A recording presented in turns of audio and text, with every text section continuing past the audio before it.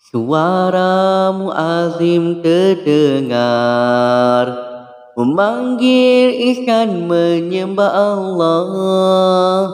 Sejenak terimbau ingatan kepada ihsan yang mulia. Bibirmu hanyalah cahaya, syahadat itu kebebasanmu. Telapak kakimu terdengar di depan Rasulmu di syurga. Alunan azanmu terhenti, hari kewafatan kekasih tercinta.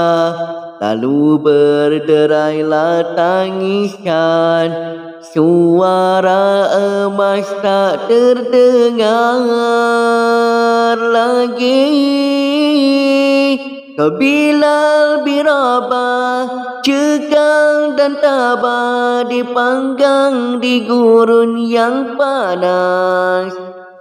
Biarpun dirimu didera, disiksa, bibirmu tetap menyebut Allah Tuhanku, Allah yang satu, tiada Tuhan selain Allah.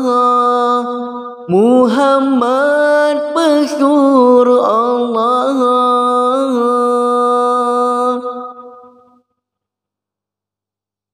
Alunan azanmu terhenti, hari kewafatan kekasih tercinta. Lalu berderailah tangisan, suara emas tak terdengar lagi. Kau Bilal bin Rabah, cekal dan tabah dipanggang di gurun yang panas.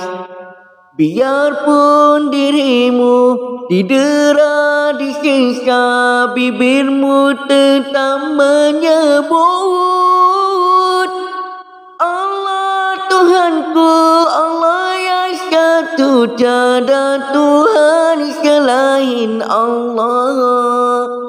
Muhammad pesuruh Allah. Di balik kulitmu yang hitam tersimpan hati seputih kapas. Suara azanmu bergema adalah silammu yang luka, adalah butiran mutiara menjadi tauladan manusia.